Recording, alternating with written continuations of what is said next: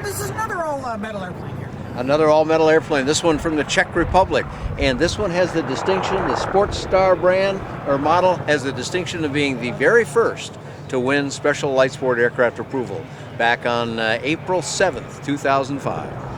Has the aircraft been on the market then for a while? This one has been, well, it's actually been on the market quite a bit longer than that, Dave. It's been in Europe flying for a long time as an ultralight over there. Now they were able to bring it in at a slightly higher weight, which it always qualified for, the factory says, in the south of the Czech Republic. And they have now evolved this airplane very nicely for the U.S. market. First came over as the one that they sold in Europe, and then they widened the cockpit. If you look down here, you can see it's got a curvature to it that made a little more elbow room in it for larger occupants. And they've gone through several iterations. Right here you can see this one's called the Sports Star Plus. The newest model they've got out now is the Sports Star Max. And that one has some very interesting, although somewhat subtle changes. If you look here, you'll see that this has a rubber gasket and kind of a big blocky canopy hinge on it. That's all nice and smooth now on the Sports Star Max. And then back here in the aft of the fuselage, where they widened it to accommodate a little more room for all the occupants, it kind of tapered a little bit abruptly. Still flies beautifully, but the new ones have taken care of that and really smoothed it out nicely.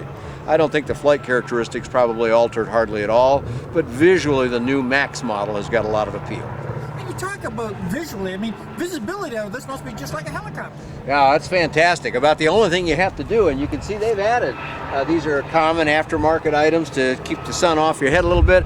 I think this one comes from a warm climate, so if you've got the sun on you a lot, it can get a little warm, but my goodness, the view in there is enormous. You can see everything.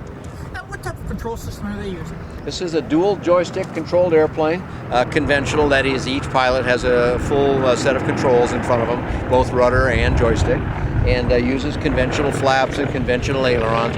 And conventional is kind of the key word. This airplane flies just like you'd expect an airplane to fly, no surprises.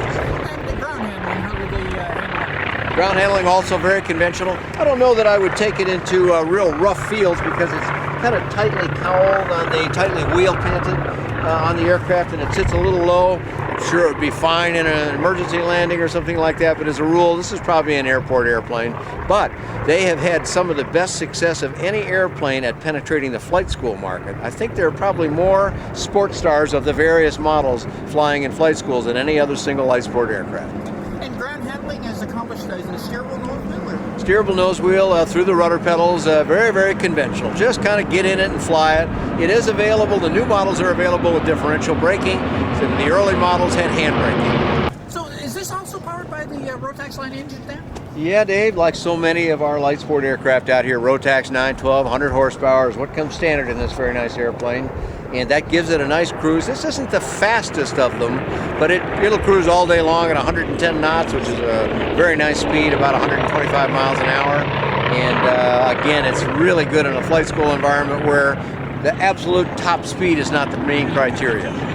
As for its fuel supply, very conventional once again. It's a very nice little tabs here that pull up and then you twist. This one's got a locking feature on it as well, so that bad stuff doesn't get introduced into your gas tanks. Fuel tanks on each side. This airplane could probably fly 5 hours without a fuel stop. And do you have a flight report on this one now? I do have a flight report on the Sports Star, and that's available on buydanjohnson.com or bydanjohnson.com.